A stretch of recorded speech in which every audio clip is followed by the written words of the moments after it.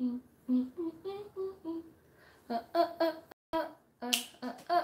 two. Hi everybody. So we're back. This is my first time I've ever done 2 parts for Witchy Book Club live stream. This is SKYLER, by the way, if you're just tuning into the playback of this one and you missed the first part of this live stream. But this is my best friend SKYLER from Texas. Hi Angie. We had to take a break because we just live streamed for 3 hours and we still have 9 Major Arcana cards to go through. But I really want to get through this today, and I think it's important for us to spend the time that we need to. SKYLER is going to take and set a timer for each card now for about 10 minutes. And if we go a little over that, that's fine, but at least we'll have some sort of basis of how long we're taking for each card, because I don't want to rush it, but I also don't want to do this all day. I figured you would take the whole hour. Mm-hmm. Yeah, so we needed a break. We were kidding ourselves with 30 minutes. So we ate a bomb salad. SKYLER got to freshen up and take a shower because, you know, I have not. I need a shower really bad.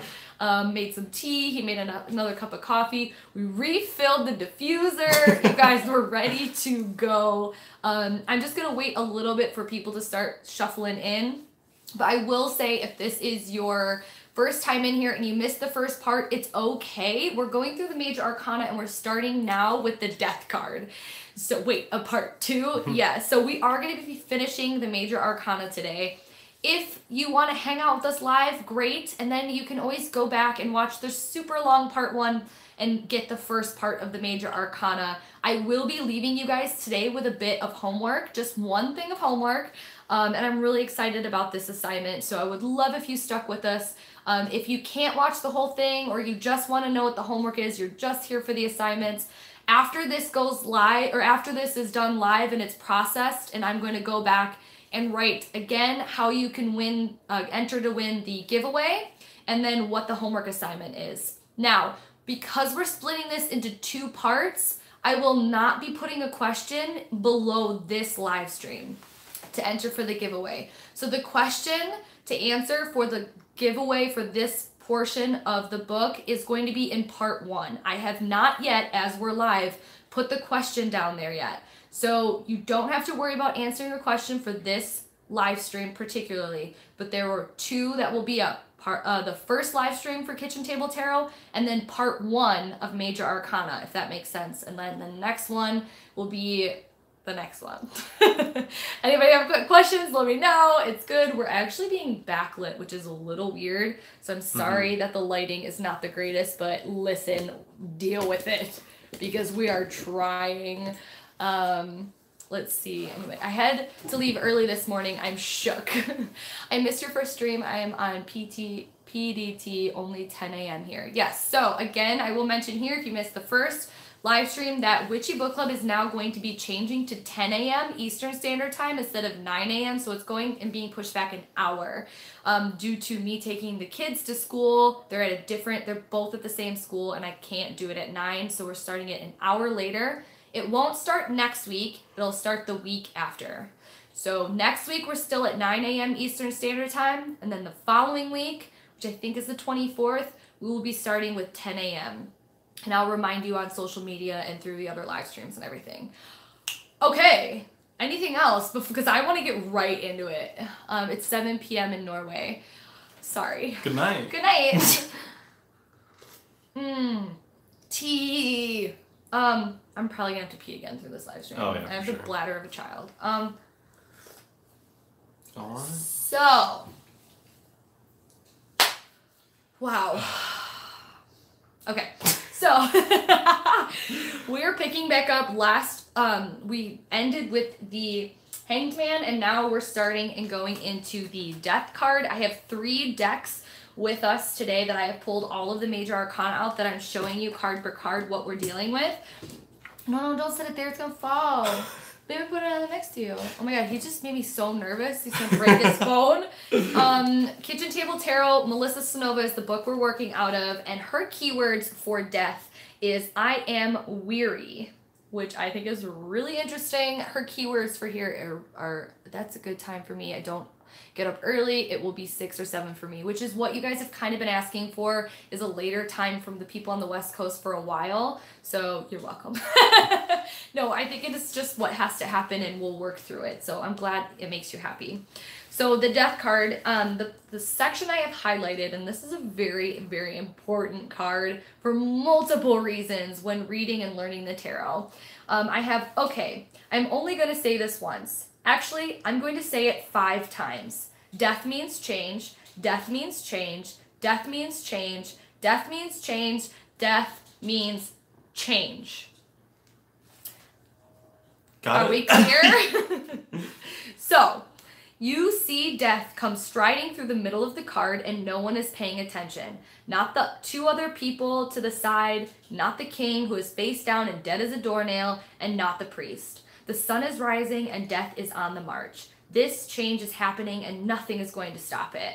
No one is looking at the rising sun. Death is wearing armor and is completely Death is wearing armor and is completely prepared to knock whatever he needs to out of the way. You have no choice here. This card appears when change is coming, like it or not. It's usually time, too. Things have gotten so stagnant and comfortable that your ass is leaving an imprint on your chair. It's time to move. I like change, however it comes along. You have been still for too long, and the universe has decided to shake you loose. There can be no life without death. You've got to release. Change is coming. It can't be ignored. It can be scary and difficult and sometimes include great tragedy. Your life, your relationships, and the structure of your universe have all changed and you have grown, like it or not. But with this change and struggle comes the beauty of rebirth and new opportunity. If you embrace the change, when one door closes, you can kick out a few windows and let the light shine in. You've got to release everything old. You have to be stripped down to the bone to start over entirely. It hurts. Man, sometimes it hurts so badly, but it's worth it. I know that was a lot, but I think it's really important to get this card right and explaining it because, like she said 5 times over, death means change. Is this a prominent card for you? This is a very prominent card for me. Like one of my stalker cards in the Major Arcana, I feel like. And I never see it around. Really? Yeah. I feel like that's not much change in my life though, I guess. I'm going to see if I can pull this lamp closer, but maybe let us know what you feel like with death and how, like you said, like it doesn't really show up for you. Is this a little bit better for lighting? Yeah. Okay. I look amazing. You do look amazing. Oh, that is a little better. We have shadows now, but it's just we're backlit. I think that's so much better. Death meaning change and like death meaning transformation is like interesting and true. But something about it doesn't feel enough, right, to just say change or just say transformation. But mostly kind of goes into it like hard change, difficult change, or I feel like there should be. Ooh, you should've. Oh, I should on No, it's okay. Go ahead. It's important for me for there to be like a scary, serious aspect Agreed. to the card, right? Like I shouldn't just be like, oh, change. Like it's like change. Yes, I know. That's a really, really good way to put it. It's okay. You have to do what is good for you. You both look amazing. Thank you. It's a lot. We actually look weirdly related right now. I don't know what it is. I get it that it means change, but it also feels like it means the end of something, either good or bad, but it's the ending of something. That's really true. That's really true. The death, with any change comes the ending of something, or the shedding or the releasing of something, because then it wouldn't be change, right? But in that, and with the journey of the Fool, or just in general, with death, there is birth, and there is new. It's just, it's so particular to it's very heady. The concept of death and end and change is very heady. To describe it feels not like you can do the feeling and the meaning justice. Do you know what I mean? Like you can't properly describe what it feels like to go through a death or a transformative or that sort of energy. Sometimes it's one of the most important cards, I feel like, for people to get a good grasp on. And I will say before, change can actually mean literal death. Like, literal death is absolutely change. So while a lot of people say, like, death doesn't have to mean death, it absolutely can mean death. Because death is the most prominent change. Here's what it looks like in the Happy Tarot. What were you going to say, Skyler? I am just in love with the Happy Tarot depiction of death. I know, it's so cute. I was actually going to ask, have you ever had it mean death for you? Yes. I've never had that happen to me. So, I've talked about this story and I've regretted it after I've talked about it because it went a little bit past my, like, code. Comfort level? No, it went a little bit past my comfort of, like, what I want to describe with my clients in the readings that I have. Like, sometimes I'll You don't have to go into detail or anything. Well, I know, but I already have on my channel. So, well, sometimes I want to give examples for people on how, like, certain things happen. And I try to be very, like, this is my client's reading, and I want to keep that safe and personal for them. But there's been times where I've looked back and been like, maybe I explained a little too much there, you know, just out of trying to help. But since I've already told this story, I will repeat it again. There was a situation in which I was reading for a person who was much older in age and had never got a up on those comments for me. Who had never got a reading before, and I just had a feeling that she would be scared or put off by the death card. And I was using the Wild Unknown? No, I was using the Wildwood Tarot. And the Wildwood Tarot? That's what it's called. There's like animals for court cards. I'm thinking, the Wildwood Tarot. And the death card in there is very gruesome. So I was like shuffling and thinking like, okay, just don't get the death card, which is very amateur tarot reader for me. But for some reason... That's how you get it though. I know. If the one thing I don't want that. Oh. I don't know why I automatically had this fear of death coming up for me reading for this person. And I learned so much with it because not only did the death card come out, it flew out. And I put it on the table and I was like, oh, well, okay, well, we'll come back to this. And I put it aside and I threw the cards and I kept dancing around the subject of why aren't you getting sleep? I feel like you're disconnected or that something's bothering you or whatever. And I'm thinking she's up there in age. Like, what is this? Oh, no, I have to talk about death. And it was very like... Are you old? Yeah, it was a very big learning situation for me because finally I pulled the death card close and I was like, this doesn't have to mean actual death. And I started sugarcoating the fuck out of this card and she just blatantly goes, my husband's dead and he won't leave me alone and I can't sleep. And I was like,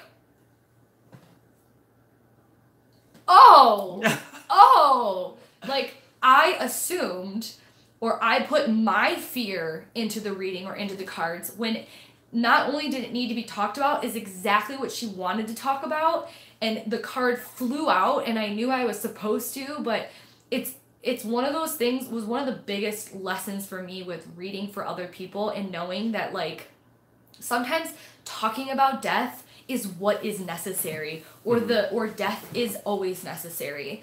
Let's go back and read.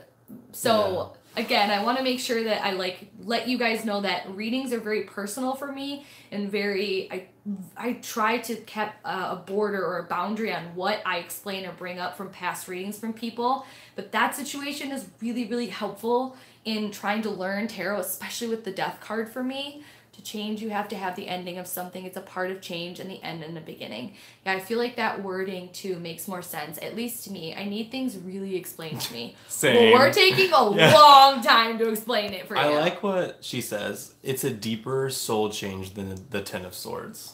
Ooh. The Ten of Swords feels purely painful, but death feels purely transformational. I couldn't have worded it any better than that. That's amazing. Which is weird that like a minor arcana card would be like pure pain instead of like a major. Well, I guess we have the tower. Transformative is bigger than pain. Mm-hmm. Pain just sucks. Pain sucks and that's over. Transformative leaves you transformed. That's an amazing way of putting that. Thank you. Oh my god, we're so good. No, but that's what she means by the major arcana being all caps and the minor being like, or the major arcana being the roads and the minor being the road signs. Like they all intertwine, they all mean something. Hi, I'm so glad that you're back too, Whale Song 88. You must have a free day today because we're going all day. Amethyst, what does that say? Does it say Amethyst Rose? Says, I do not have Happy Tarot, but I have the Tarot of the Magical Forest. Had to buy after watching Kelly Bear's review. So cute. I love that deck. I don't have it. It's on my wish list. I love it. Here is what the death card looks like in the... How are we doing for time, okay? Oh, death? We are out of time. Okay. Well, we're going to wrap up right here. Phone is charged up. I'm ready for this stream. Yes!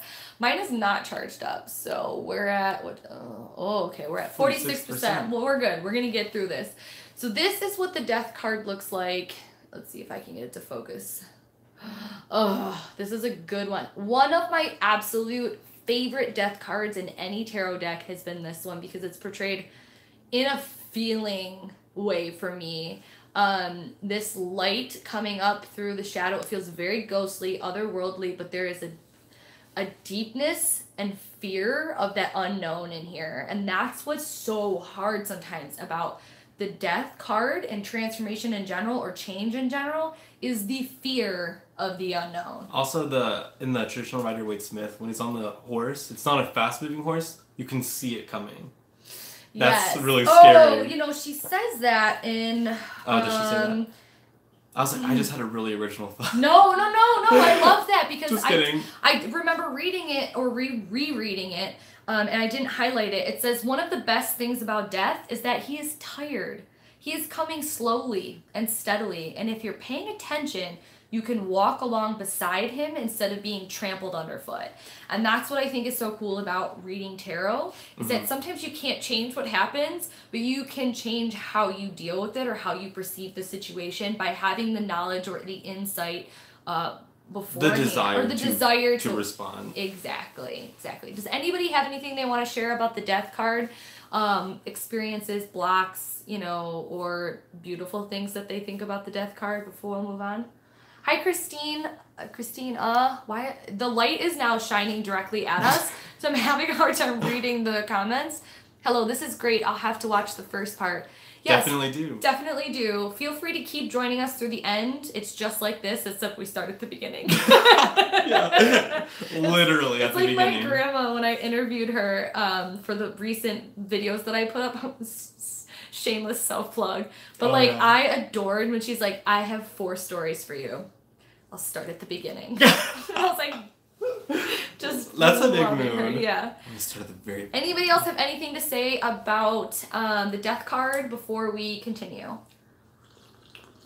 Everyone's. I think everyone gets it. Everyone's like, oh god, we got it. We don't want to talk about it anymore. Move on. Okay. Next. Our tarot ASMR, tarot ASMR. Mukbang.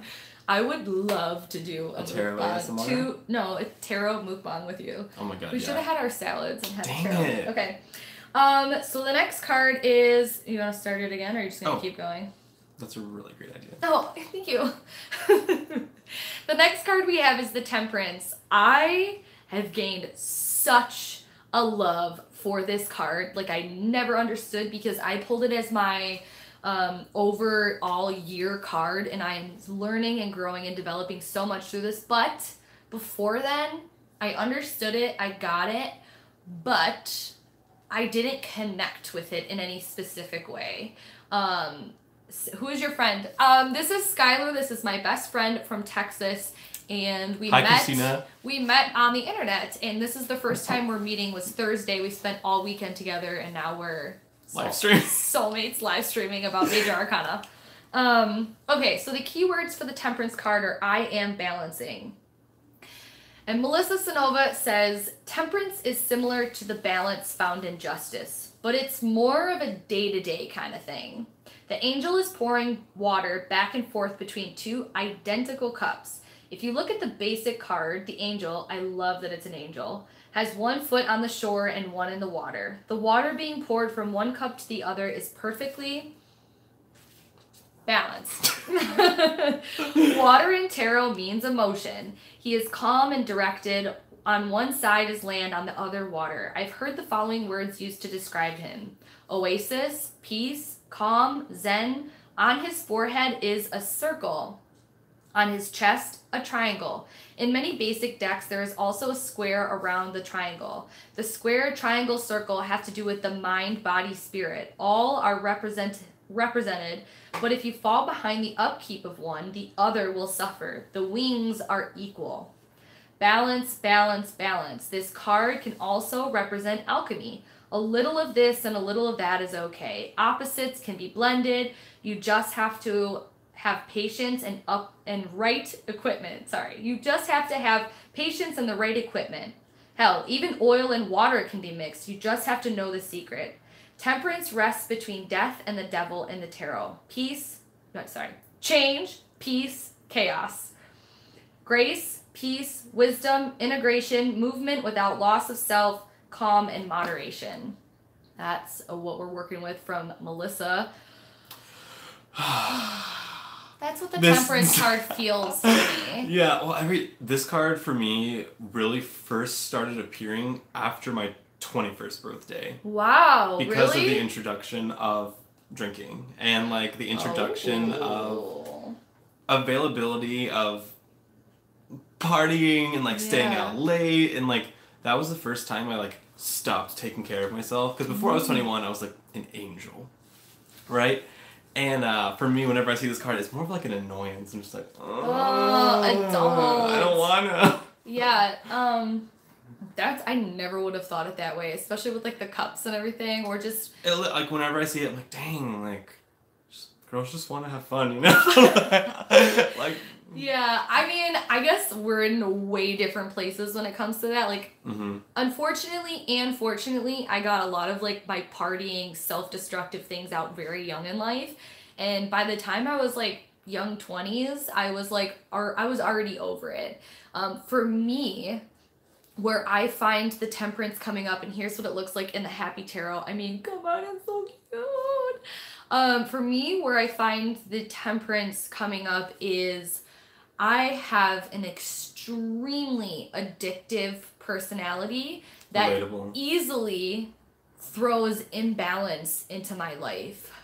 When I go into things very full force, and that can be a positive and that can also be a negative as far as like creating disruption and this is supposed to be a peaceful, calm, flowing, nice energy, and sometimes I need to learn to have the balance and to have equal weight in things. And for the overall card for me so far being the Temperance, it has been a force in between work and play and self-care and self-harm. To be honest with you, I know that's really triggering, but I tend to have really negative habits around, I either am like super, super self-care or absolutely destructive behavior. And I know that seems so intense, but that's my big lesson for the year, is how to find the balance between the two and find peace within it, and grab a little bit of both. And it's okay to have both sides, but to have the middle ground of that. I don't know how else to see that. I feel like for me it's also like a reminder that I feel you will feel better when you just like balance it out. Also, this card is like a trigger reminder, because I used to smoke cigarettes in my late teens. Yeah. I quit when I was like 21. So when I quit smoking is pretty much when I started drinking, because I just traded one thing. And so like for me, that card is like a reminder of like, you literally feel better when you sort it out. And not to be annoyed by it maybe would be... Yeah, here is another aspect to the Temperance card, which is this is what is from the Fountain Tarot. This is such a beautiful depiction, to me, is this Temperance card. And this is, I used this deck for my year ahead spread. So I picked this for my overall card. Kate! That's my cousin. She's so cute. Hey, baby! Hey, Cousin Kate. Oh my gosh. And so the Temperance card is also like the blending of two things. So like the spirit world and the physical world. And to me, I found if I become really, really focused on earthly egotistical or material things, I have very hard time connecting to spirituality or my inner knowing or my intuition or even just spirit in general, or vice versa. If I become very immersed in connecting with spirit or just very engrossed in my spirituality, I have a hard time. Like, I need to learn how to balance the two. I totally have never thought of it that way. Yeah. In terms of like Earth versus not Earth. Not Earth. Well, you see in a lot of decks, and none of these are doing, you see in a lot of more progressive modern decks that kind of take the artwork more free-flowing, and the one that I was just looking at was the Lumina Tarot that I just did the unboxing for, and it's like, you see the fire element and then the water element. So the balancing between the two is like this fire energy and water energy. It's like that balance between go and feel, or the different contrasting elements and blending the two together. Fire and water are hard to blend together, but finding the balance and using both of them. We're staying a long time on this card, but this one's really important for me, and I think that it was one of the oh, we're so good. I think that, hello everyone who's just keep joining in, we're talking about the Temperance card. We're trying to finish up with part 2 through the Major Arcana. I feel like the Temperance card was easy to get the keywords for, because when you look at it, you're like balance, clearly balance, calm. But because it's Major Arcana, peaceful. what do you think makes it major? The blending of two sides that are very contrasting to me. That's where I found it, and I think that I've really settled in. Not blending, because there's also like the Two of Pentacles later on, which we'll touch on. So the difference between those balances is that Temperance is like major life obstacle balance. Right, and thinking about the Pentacles as dealing with specifically the suit of like resources, material wealth, material gain, relationships, jobs, the very, very earthly things, because it's Pentacles, it's a suit of Pentacles. So it's balancing those types of energies and finding a blending of those two energies. Whereas the Temperance card for me is a give and take, but it's a give and take of things much bigger than ourselves. So like, again, like I said, the spirit world or the spirit realm or spirituality versus the physical body. I don't know anybody who was with us for the last book, which was The Witch's Shield by Christopher Penczak. We did that homework where we broke down the bodies. We had the physical body, the emotional body, the mental body, and the soul body. It's almost like sometimes we can feel more rooted in specific bodies or specific levels, and the Temperance card is a reminder or the need to access all at once and to work harmoniously between very different things, if that makes sense. I need to learn to receive and take more. Yeah, like night and day. Yeah, exactly. It's more spirit balanced with your physical body. Exactly. I do feel like there's definite relations between the Two of Pentacles and that's where the Minor Arcana gets really interesting, is because they're like little subcategories of these Major Arcanas. But yeah, anything else? I'm very passionate about the Temperance card, so ever sorry. Since you painted it, right? And that's another thing. I went and broke down every single little line and recreated the Temperance card, and I feel so much more connected to it. Would you let me know the next book in your list, because I might want to order a physical copy so I can follow you. We haven't picked the next book yet. I was actually looking for one, and we still have quite a few weeks left of this one. I'm trying to book one book down. I'm trying to book the book down. So if you have suggestions, people have given me some suggestions, but I haven't really settled on anything yet.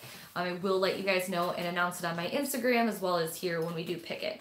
So if do anybody have anything else they want to say about the Temperance card before we move on? Sigil Witchery. Sigil Witchery. One of my moderators love me so much and want to DM me that book, and I will go. Yeah, it took me 2 weeks to order the book depository so I can get it and follow you on the spot when you start a new one.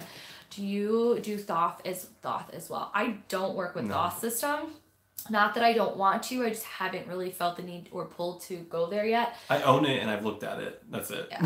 As well as Lenormand. I did just receive my first Lenormand deck, but I do not know that system. Thoth is fiery. I have an avoidance against fire. And the fire energy. It's hard to channel him. I really just want an excuse to buy that book so bad. I can pretend like we're doing that book and then cancel it on you so you already have the book. Oh my god. Meredith, I can sense that even through the comments, you're a fiery energy. And not that I want to avoid. It's just like, I can just, you can just pick up on certain elements from people. I'm looking for passionate group because the alchemy and purification. Okay, so if you have suggestions, please DM me or email me. We're going to keep going. We're going to move on to the devil card. Ready. Now, this is another one. Go good. Are we ready? We can do this. I love the devil card. It's I think you one time asked me what my favorite card was, and it's this one. The devil card. Yeah. Mm-hmm. You can pull so much from it. So much. Well, you can pull so much from all the cards, but this one I feel something about this one is the most interesting to me because I'm so interested in psychology and yeah, you are. How deep this one goes. Yeah, a lot of reasons why people want and need help, I feel like, or want guidance and stuff comes from a lot of different aspects of this card. Inside this card. And inside this card. So the keywords for this one is I am choosing. And Melissa says, the thing is, this tarot card isn't about the Christian construct of the devil, at least not in the traditional sense. The devil was based on Pan, who was quite the sensuous god.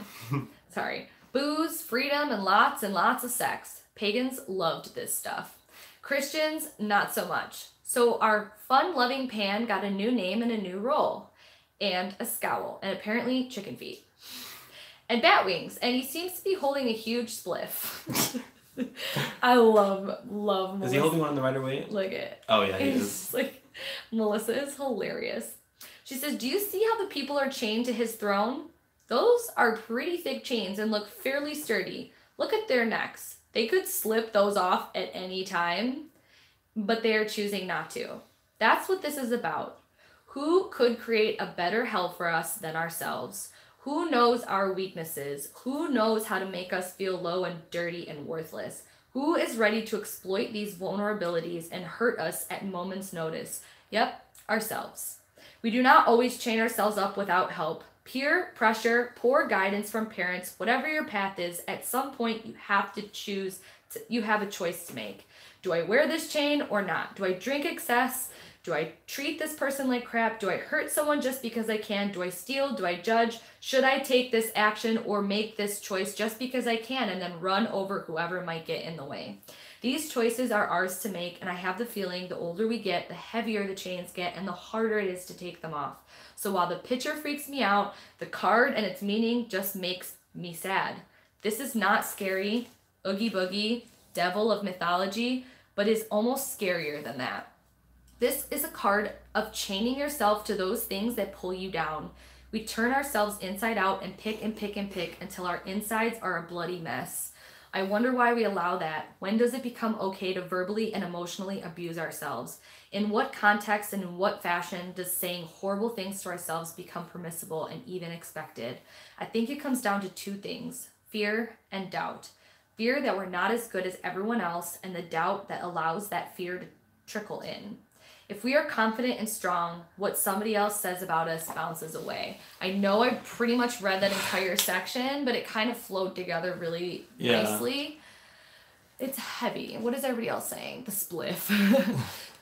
So the devil card is more indulging in the forbidden fruit kind of way from Angie. Yeah, Angie. We'll come back to that. We'll come back to that, definitely. Temptation vibes. You know you shouldn't, but it's too good to please in that moment. Yeah. So what did she say again? The devil is more of indulging in the forbidden fruit kind of That's thing. like a definite 100% aspect of it. And I'm surprised it's that... like a condensed... I'm surprised that when I see the devil, that's not like my trigger card for like smoking and drinking or like any of the other bad habits. Temperance is the one. Even though it's not traditionally like... Maybe like the devil would be more like associated with that. But for me, the devil's more like purely in my head. What about you? For you, is the devil more like... The devil... is not it's like actual external. Nightmares. To me, the devil is not external. It is completely 100% me and my choices and my mind and my thoughts and my patterns and my self-esteem, and it's all wrapped into me. Like, I am the devil and I choose to be the devil if I want to, and sometimes no, honestly, like, it's so hard to put it that way. Okay, I have a hate relationship with the tower. Okay, we're not on the tower yet, Meredith. No, we didn't do the tower yet. We'll get there, and I really am interested to see what you have to say. I love it when the devil card looks sort of alluring, attractive, because that really speaks to the pull devil stuff has in our lives. Speaking of pulling, Melissa says that it looks like they can pull the chains off their neck. Yeah. But to me, it does not look like they can. Interesting. Like, the chains look way too tight. I think she fails to mention that even if you could, that would be really painful to pull off. Exactly. Like, that would, like, rip off your ears or something. Well, but you could get away from the devil. Would you? Would you? That's a really good way to say it, though. In the moment, sometimes you need to rip your ears off to get away from you're like, it. do I want to rip my ears off? Like, is it worth it? Is it, you know, like, I'd rather just be Okay, here. so let's bring it back. And you've talked and mentioned about smoking quite a few times. First of all, look at how cute the Happy Tarot is. Such an easy thing to relate. It is. And you know what? It's because it's about addiction. Mm-hmm. The devil is very easily defined or explained through addiction, and it comes up a lot with addiction because it's breaking the ties and patterns that you know that aren't good for you. I as well was a smoker for a long part of my life that was a very intense smoker, and I've talked about in the past of how I quit smoking and it was transformative and whatever. But here's the difference. Oh God, this is so hard and controversial. If you want to break a habit, sometimes it's not that easy, or sometimes it's you have to go get help. Like just that easy. There's like it depends. You have to go get help. Yeah. For me, it's almost as easy sometimes as just saying, I'm not going to do this anymore, and mean it and feel it and take and be like, as hard as this might be, I'm going to rip my ears off, because to me it's worth not being able to hear so that I can live my life away from the devil and do and think what I want and be where I want to go and do what I want to do. And that's the part with the devil, is that there has to be some sort, 9 times out of 10, there's some sort of sacrifice into breaking the addiction or breaking the tie with the devil. I don't know if maybe I'm... No, that makes sense. At the same time, though, I don't think that it's bad to say, listen, I literally can't get this chain off. I need someone to come in and help me chop it off. And then have someone help you chop it off, you know? Yeah, or like having people help you, like, hold me accountable. Exactly. Or, like, go get a nicotine patch. Exactly. You know, or for that metaphor to continue. Exactly. And that's the thing. It could be as easy and simple as you just quitting. Just doing it and making the sacrifice, or making or believing that you are deserving of better and you have to, you know, or sometimes rehab is necessary for people. Sometimes they need that.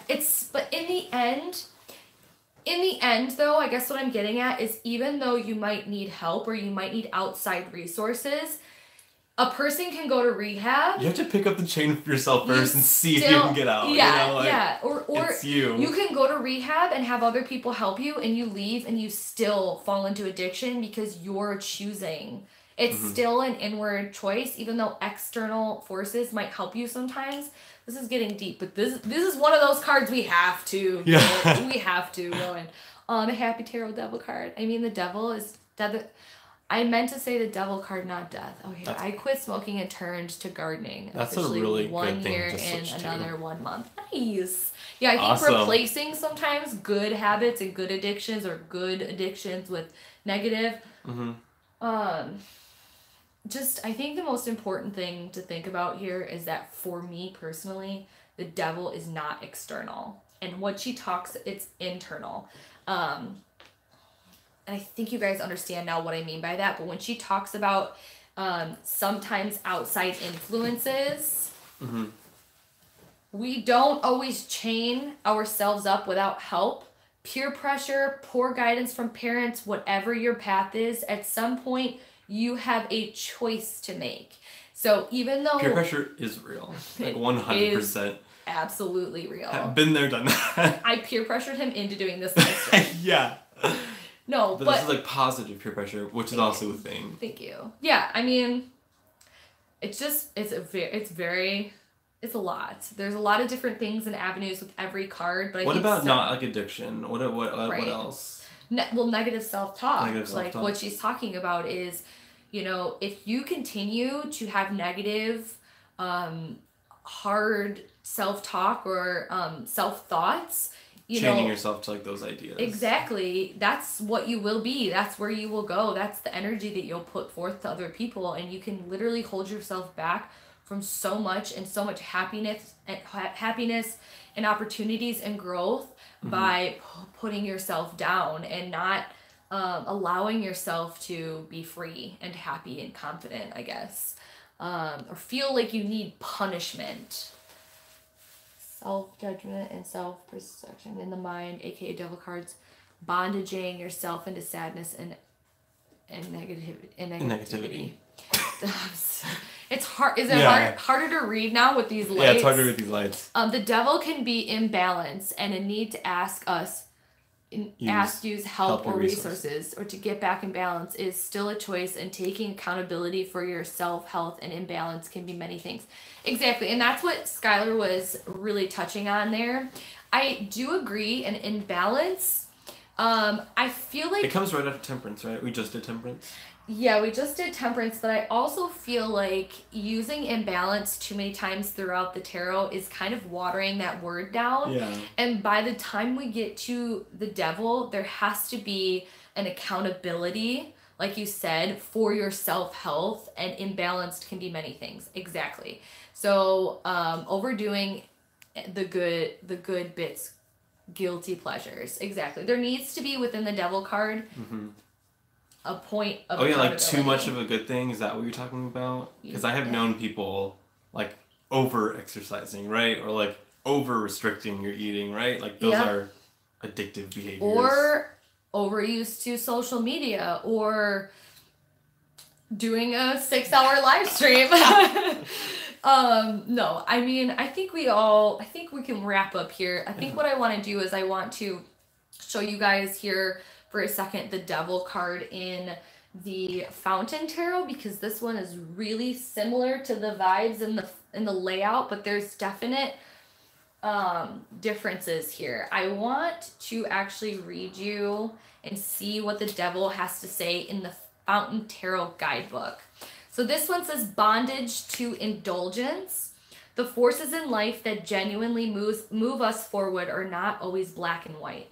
They are complex and powered by fearsome and sometimes dangerous energy. The devil card is not about evil.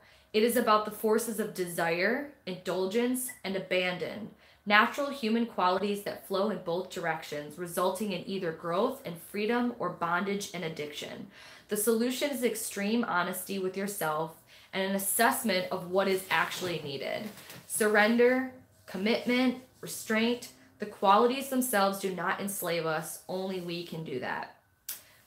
So that's a kind of a good way to end that card, to kind of wrap up everything I feel like we were trying to say, but maybe a little bit more eloquently put it. Yeah.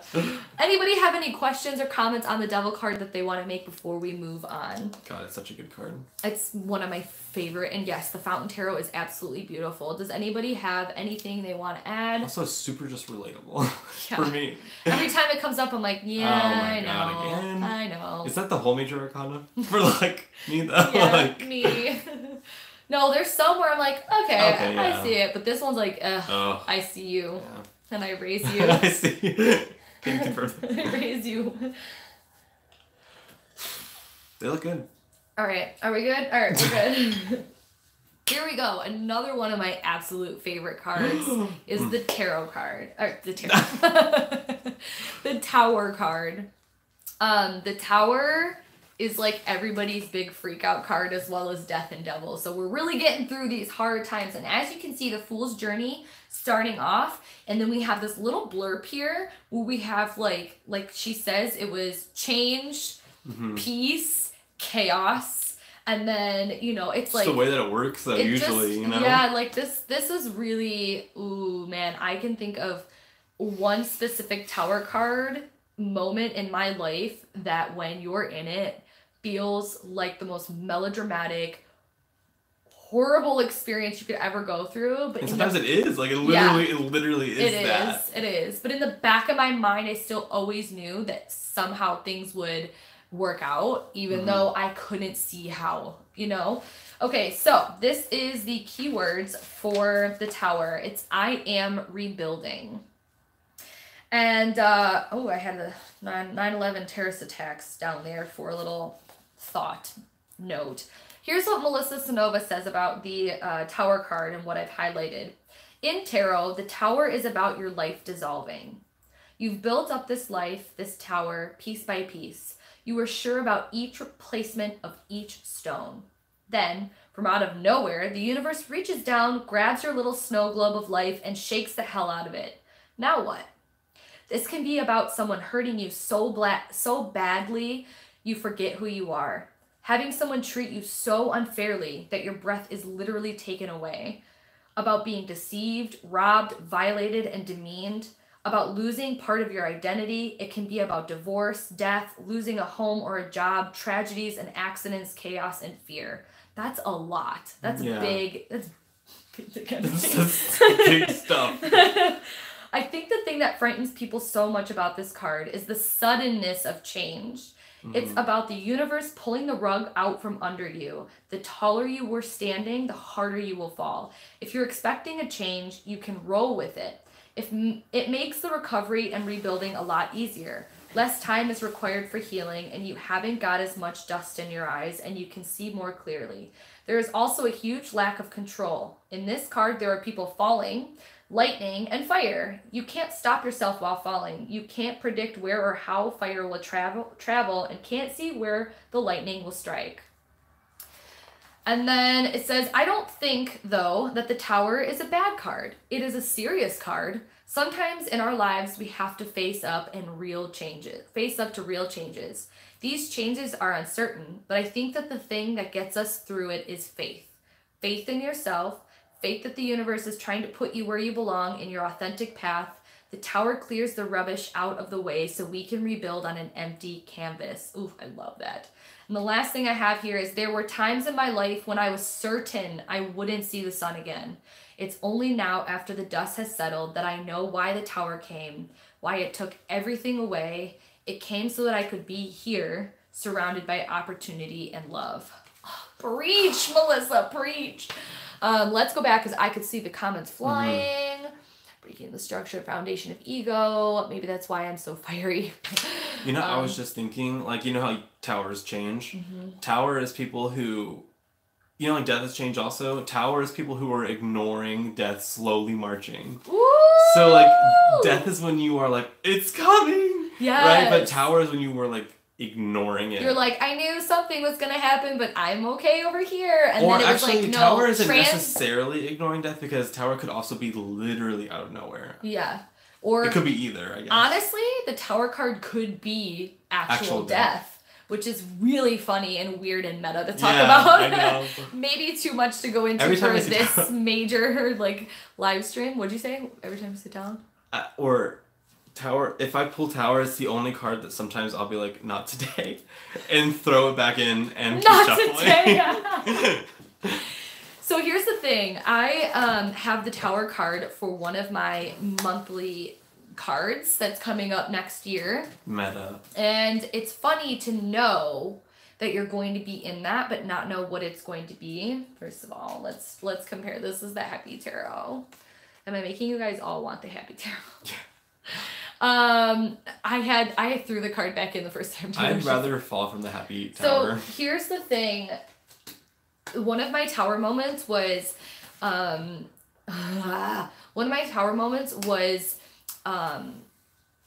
not having a place to stay and literally finding two guys on Craigslist and living in their basement, and moving in there and feeling like I had nowhere to go. And I tried to make the best of the situation as I could, but I knew and was ignoring my intuition telling me that that was not my only option and that I knew I was not supposed to be there.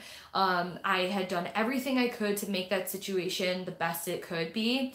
And I came home one day, and since I was in the basement, everything was underground here in Michigan. So the basement flooded probably up to my knees, and I came downstairs and Phoebe, my dog, was on the bed, like shivering, scared to death. And my paintings were floating. All of my bed was like in water. I've never heard this story. Yeah, I know. It was really hard because it came out of nowhere, right? So I was like, what am I supposed to do? Oh my gosh. And in the midst of me trying to get all my paintings and get my dog. See, it's when you're in Michigan too, in the basement floods, it's very scary to walk in the water because like the furnace a lot of the times is downstairs. So there's electrical that you could get electrocuted and die if you aren't careful with it. But I had to get my dog. So I'm in this like water and I couldn't get the dog. I was freaking out, trying to figure out what I was going to do. And I had left the door open and Phoebe got out and ran away. So I just remember, and I'm going to cry if I like put myself there too much, but I just remember feeling like, are you going to cry? Yeah. I just remember I gotta like just like feeling so helpless and so lost and like, what am I going to do? Like, what am I going to do? Right. So I got through it. I ended up finding Phoebe, obviously. And my bed was like destroyed. And, the next day, my family came and helped me clean everything. We threw out so much stuff. And this was years and years ago, by the way. So we threw out a bunch of stuff and we began again. I didn't stay there for 2 days and I was going to try and freshen up the space. I think it was like 2 or 3 days later, and I went back downstairs and the entire basement had flooded again. And everything was in water the same way that it was. And I just remember feeling like, fuck, like what am I supposed to do here? And it was forcing me to get out and change. It was forcing me to completely look at things a different way. And I was so vulnerable. I was literally falling out of the tower.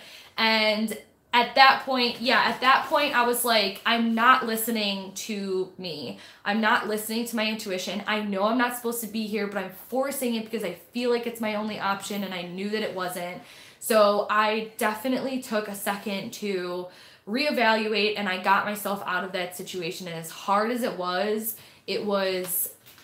such a good example. I just remember that feeling of the first time the basement flooded and losing my dog and not knowing what to do or where to go and sitting and crying so hard. When you're in the tower, it feels like it's never going to get better. Yeah. And looking back, I tell this story just because it's emotional, but it was like not a big deal, to be honest with you. Like material stuff is just stuff. Like I got a new bed, Yeah. Like I threw out so much stuff that I was carrying and moving that I didn't even use or that I didn't even need. My dog came back. I found another place to live. But when you're in the tower moment, it is crippling. So anyways, that's my tower story. I think you guys are just probably... That was a really good tower story. Thank you. Oh my god, I feel like I'm gonna cry. Like, you lost so much material things, that's whatever. But Phoebe alone downstairs, yeah, exactly. But that alone is a tower moment, for sure. But she's sitting in the other room. I have a beautiful, beautiful home that I feel secure and loving and surrounded by people that I care about that keep me safe. And looking back on it, it was like, whatever. But when you're in it, that's the major thing about the tarot, the Tower card. So this is the Tower card in the Fountain Tarot. I don't know if this gives me enough, but it gives me just enough. It looks like we're really far away from it, and like it's like a giant tower falling over. Yeah, so the structural of like needing to completely rebuild and start again is there for me. My tower moment, shattering, right? Oh yeah, I had to sell a lot of stuff from my past, and now I'm in a shelter place with no creepy tower. I was going to lose the whole home furniture last year because I had nowhere to go, but I got help. Yeah, so I think once you go through a tower moment, you know what that's like. Have you ever went through a tower moment? No? Yeah, I've been through tower moments, but like it would be going through a story that was just as sad and like I feel like it's important though to at least you don't have to tell it. I'm just saying like at least giving some sort of example of a tower. I feel like a lot of people's tower moments are about housing and about like having to move and about literally like you're actual physical home moving, burning down, or the being structure, kicked out, or the structure within it. So like divorce or breakup or whatever is still like can be a lot of the times within the home or structure, even though, you know what I mean, or like someone's got to leave. You can't still stay in the house, kind of thing. Triggering. Oh my god, what did I miss? I said it for a minute. Everyone's crying. Sorry, relatable. I do that sometimes. Yeah. I get really sad. No, so, okay.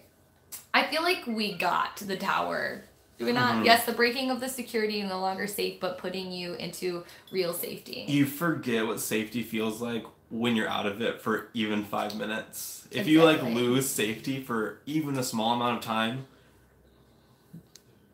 ow. You know, like, it's awful. Whale Song 81 says, the tower for me is I can survive type energy. I'm going through a tower moment at this moment. Oh, I keep moving and believing I will survive. You will. It's just so much easier to say that outside the tarot bubble or the tower bubble. Like, I hate when people say you're going to be fine. Yeah, you'll be okay. You'll get through it. Good. You'll see there's a light at the end of the tunnel. But, like, honestly... It's true. I'm sorry. I'm so sorry. My biggest tower moment was when... Emily and I moved to Las Vegas, and my high school best friend and now my ex-best friend, she promised us she'd find us jobs, didn't, sucked all the money we had. Oh, dude, yeah, everybody's tower. Sometimes be good, though, in a way, and clearing out the old. I pulled the tower card the other day, cleaning up. Yeah, and so sometimes, that's the thing. Sometimes it tower, can be smaller energy, when you're reading on, like, a daily energy, you know, it doesn't always have to be every single time you pull the tower. You're going to be homeless. Yeah, your basement's going to flood and your dog's going to run away. It's just a good example to give you the ground, the basis to the fundamentals of what that feels like or what that is. But again, it can be on a smaller scale, it can be on a bigger scale. It's just like the general power of what the cards can mean. All right, let's move on, you guys. Let's bring it back into something a little bit more positive. Was that really going as the regular timer? We only spent 13 minutes. We're doing so good. Okay, so I feel like my story was really long, too. Let's bring it into something a little bit more inspiring, which is what we come out of.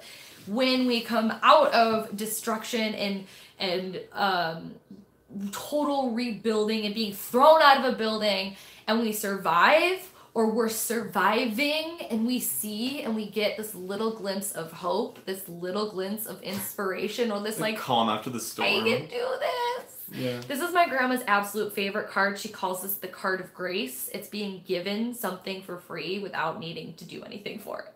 But what's better? What is better? So let's see what the star card says in here for Melissa Sonova. She uses the keywords, I am hoping, for this. And she says, if you imagine the towers collapse, what happens after a building falls? There is rubble everywhere. What you need is a light that will fill your soul and shine on you so gently. This light won't hurt your eyes. The star peeks out and starts to quietly and slowly illuminate you. Beautiful. That's what this card is. Hope, beauty, faith, restored. This card is like a healing balm on an old wound. Just when you think everything is lost and the dark and twisties have taken you as far as you can go, you see the twinkling of the beautiful stars and your heart lifts, if only just a bit. She's balanced and happy. Her reaction to stress is to chuckle and say, oh well, we can handle this. The star is the beginning. It's the first drink after days, months, years of being thirsty. Do you know that feeling? You're so emotionally raw and parched at the first spark of kindness makes you gasp and bring tears to your eyes. That's this. It's not as everything is super as the sun card, but it's more like a gentle hug and a pat on the back. Everything isn't super, but everything is going to be okay. And sometimes that's enough, yeah? I love the star card. My note was just Grandma calls this her favorite card, the card of grace. Wow. Is this a card you draw often? I don't. I know, I feel like it might come. Every once in a while, it's like a nice little omen, you know, like, hello. But it's not one I draw all the time. To me, it's like, this card is like my special card. Oh. Like when it does show up, I'm like, oh, the star. I never see you. That's cute. I think I kept the star card from my first tarot French deck. Cute. Look how... this is not my favorite card in this deck because she portrays the naked image of this figure weird to me, but the clouds and just everything is so cute, and like the water in her face, she's like, yeah, I can do this. Like not even upset about being naked and vulnerable anymore, just excited to be done. Yeah. I don't know what else to say really about the star card that we already did. I guess that's like a basic breakdown, just like hope everything's gonna be okay. Yeah, I think what the biggest thing that comes up a lot of the times in readings is what she talked about that drink of water. And I kind of go a step further with it, where it's like, have you ever been so thirsty? Like, let's say you go for a hike or you're outside and you're so thirsty, you just feel like you're gonna pass out, or you feel like your mouth is so parched, but you get to your car and there's an old swill of water, but you're like, I don't care. Someone's backwashes in it. I'm so grateful. I'm so grateful for this little bit of water to at least like quench my thirst. And I know now that I'm at the car, I just have to wait a little longer to get there. Yeah, right? Hey, Christian, what's up? Hey, Christian. Anyways, so it's like that, like, okay, it's that hope, it's that spark, it's that you're gonna be okay, even though you're drinking someone's backwash. What is wish come true? Yeah, so it's definitely like, see, I don't think of it as like, I don't know. When we did the movies through the majors, I brought up like Jiminy Cricket and like when you wish upon a star. But the thing is like, to me, the star feels more of a reactionary energy than a preemptive energy. I don't know if I'm getting that across right. If anybody else feels the same way. A lot of the times I don't feel the star being like, I wish this would happen. It's more so like, here's a little bit of you being taken care of. Or again, like she said, a hug or a pat on the back. The release you may feel after a good cry. That's so good. That's so relatable. Where it's like, okay, I'm still upset, but I feel so much better about it. That's definitely star energy like that. After you cry, and just like that. So good. I hope, but more, no hope, but more surprise grace. Yeah. I just feel like... You know, it's kind of nice to have like a card in all of that's just like, have something for free, you know, like... Exactly. All the other cards just make you do so many things all the time. They make you work for it. They make you work for it. And then you have the Wheel of Fortune that's like, we'll see. We'll see. Like, I don't know. But the star's just like, you know what, here's something, you know, like... Yeah. God, they really thought of everything when someone invented the tarot. Okay, so here's what the star card looks like in the Fountain Tarot. She's a beautiful, graceful pole dancer on a star. I don't know if you can relate, but jackpot. Yeah, so this isn't my favorite star energy either. My favorite depiction. It's not bad. I just don't feel... It reminds me of a Sailor Scout from Sailor Moon. It reminds me of a stripper, to be honest with you. I don't know if maybe that's just me. Anybody can relate. Yeah, so it does have a very ethereal element to it, which I feel like the star has some sort of weird non-physical realm energy to it. Non-ego. It's very... Star is very spirit-based to me, and I guess that's a weird way to describe it maybe for some people, but yeah. Only 6 minutes for this card. Does anybody else have anything to say about the star? Any experiences with the star card we should know about? I just feel like because we're going in sequential order and seeing the tower and then talking about the star after... Makes more sense. Yeah, it's like, it's easy to wrap it up after talking about what it would be. I guess maybe what was my star moment after what I described for my tower. I can't even that moment remember. Where you cried and you were ready to move out, right? After the second time it flooded? Or No. Oh, you know what the star would have been? I know. Well, the star would have been when my mom and stepdad and my brother and my boyfriend at the time came in and were basically helping me, and we cleaned everything and we got rid of everything, and they were just like, Well, yeah, and finding Phoebe, and finding her and just knowing that, like, I was like, this is horrible, I'm going through this, I don't know what to do. But when my mom and stepdad and brother showed up to help me move and get rid of everything, they were just so supportive in there. And they're like, yeah, this sucks, you lost a whole bunch of stuff and you're going to have to move out or you're going to have to find something else to do, but we will help you. And that was a definite star moment in there for me. Sometimes we get something we don't recognize as a star or blessing that comes with transition. You know what? That's true. The star is really subtle. Sometimes. Yeah. For sure. Okay. All right. Let's move on. I think we got it. Let's go. We're an hour. We're doing so good, you guys. We're pretty much where we want to be. Let's keep going. The moon is next. The moon card. Second favorite out of everybody. Really? I do really like this one, but there's other ones I feel like a little bit more. Sometimes when this comes up in a reading, I'm like, ooh. Ooh. Oh yeah, I was there in craft market. I got a star moment. The wind gusted and pushed down my stuff, and everyone around me helped me pick up my crystals that toppled over, tumbled crystals. That's so cute. That is a very like subtle way to feel like that is. Okay, so the moon card is I am wary. And Melissa Sonova says, this card is about intuition, but not the fun kind. It's about the feeling you get before you get in an accident, before natural disasters. Animals oftentimes behave erratically. That's this card. It's the same primal thing we share with the dog and the wolf. Something is coming and it isn't good. The way that the path seems illuminated is creepy. You can't see where it's going, and you can't see well enough to make your own path. You have to trust someone else to make decisions for you. Anxiety, unrelated, but y'all look so good. I'm crying. Thank you, Christian. Thank you. Sorry. Anxiety, nervousness, looming towers, rough water, and a freaky lobster rising from the depths. There's a lot of power present, but it's the kind that you can't control, and you're not going to like the process.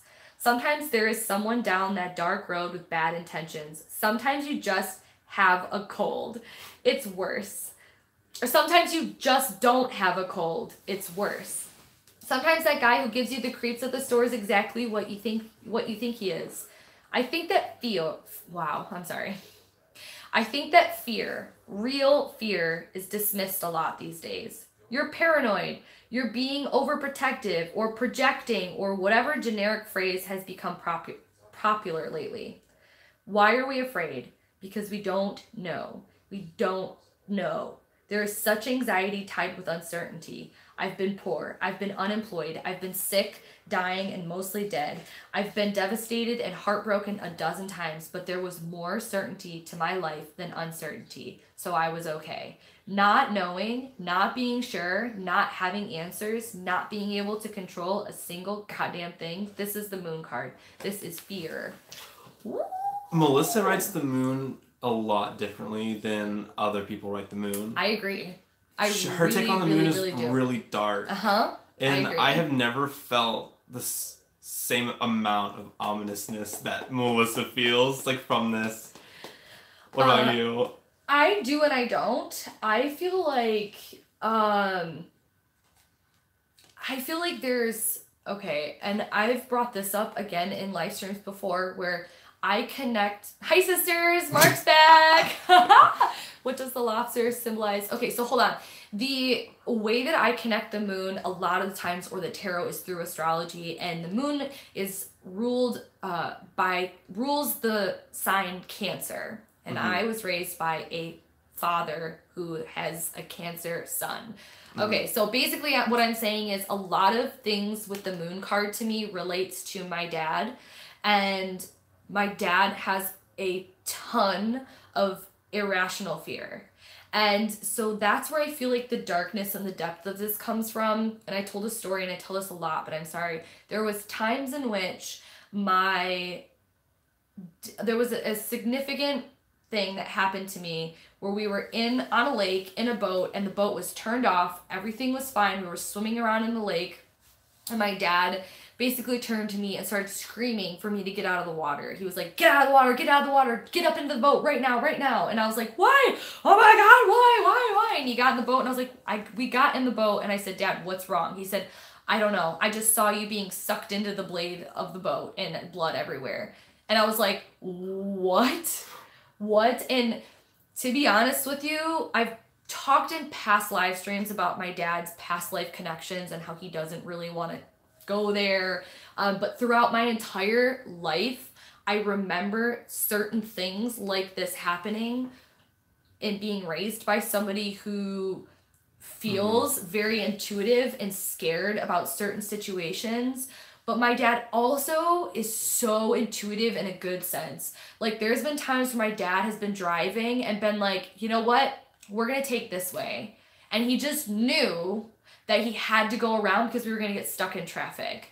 And even though he might not say he's intuitive or he might not buy into those beliefs, I was raised by somebody who literally embodied the challenging aspects and the positive aspects of the moon card to me, maybe a little bit more of the challenging aspects. So I feel like I connect a lot to the way Melissa writes that because of that. But the moon card is also with Cancer, if we're talking about Cancer, mother energy. So it's like mother knows best, or like, you know, moms just sometimes know.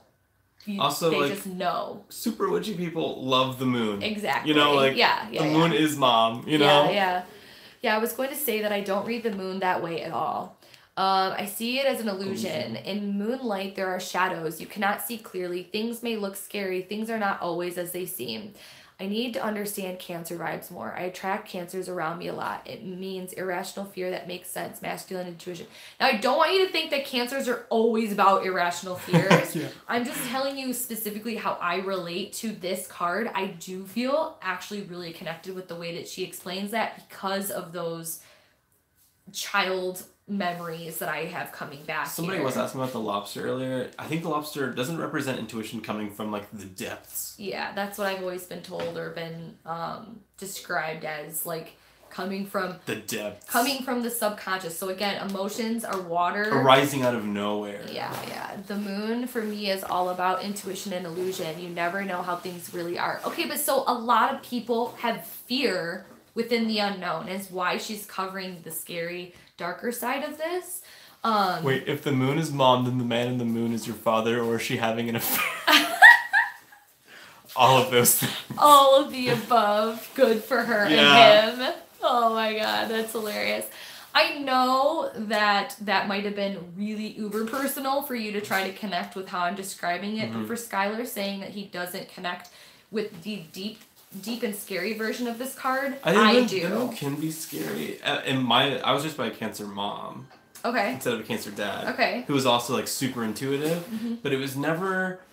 Her intuitive stuff was never scary. Okay, that's cool. Hers were always very positive. That's awesome. She was always like, I just sense everything's gonna be fine. She's like, I just sense that this is gonna work out. Yeah. Of course, there were moments of like, I just saw you all get shredded to pieces. Right. You know? That's like every mom, you know? Yeah. So like I had that, but like I had such a mix of both that I can see the fun aspect of like waiting. Right. Or like the fun aspect of not knowing, or I feel like this is like a good moon card.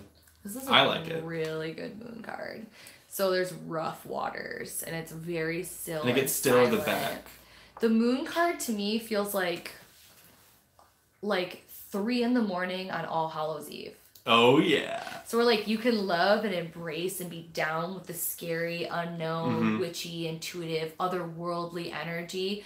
But in day-to-day life and going through things and then all of a sudden having some moon energy or a moon situation or feeling like you're... Yeah, it could be definitely. Or for people who don't work with tarot or self-aware, like could you imagine just somebody out in the day or going through their life and then suddenly getting moon energy? This definitely could be, or someone who's super logical, super, not knowing what to do with this sudden intuitive feeling. Or like the feeling of, this also comes up a lot for me with anxiety. Anxiety out of nowhere.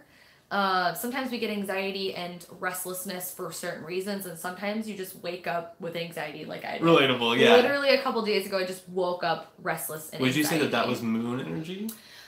No. Just like some sort of intuitive sense of like something might be wrong?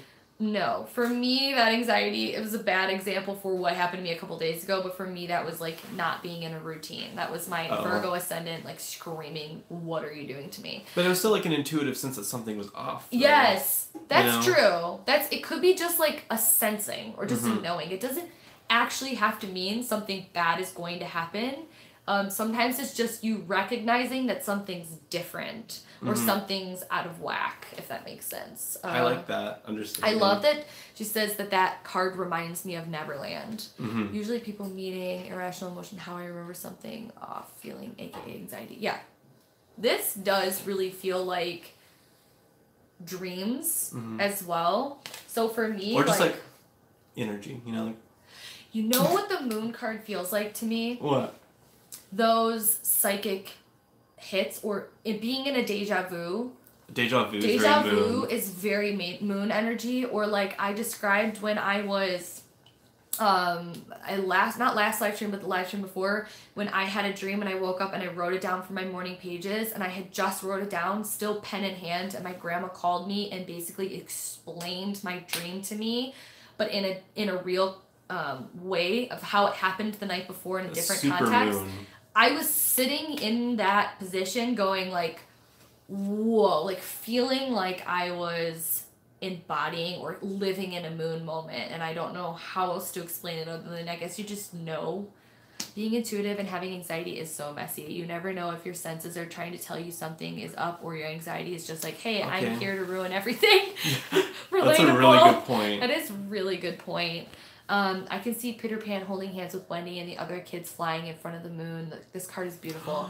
It is. But currently reading the Wendy Darling series, there is super like energy in that book, and it relates to the moon for sure. Like these kids are just like leaving home with a flying boy to go to another dimension. Like there is definite caution and scariness to the unknown of that. Like, what do you say about separating intuition from anxiety? You have like I don't know what the answer to that question is, but I don't think anybody knows the answer to that question. I really don't. That's too much for right now for me. Like I would love to talk about that. I'm so interested in that exact concept though. That exact concept I would love to like do a live stream on, or to make a video someone write that down. Someone write that down. DM me or something, because I honestly would love to get into that. But how much time do we have for this card? Oh gosh. But on the sake of we've been live streaming for hours and hours already. Okay. Yeah, we're gonna move on. Off topic, but American Horror Story Season 8. Can't wait. Moon vibes. I do not watch a lot of TV, so I cannot give my personal opinion on American Horror Story, but I've heard that it's very moon energy. I'm sorry. Sam, you're freaking out. Not as much as me. I promise. I'm sorry. Okay, so I have to pee again because I have the bladder of a child. So you guys ask SKYLER any questions that you want for 2 seconds. I'll be right back. Look at me. Fine. Are you gonna be okay? Yeah, I'm gonna be fine. Cowgirl's excited for American Horror Story also. Relatable.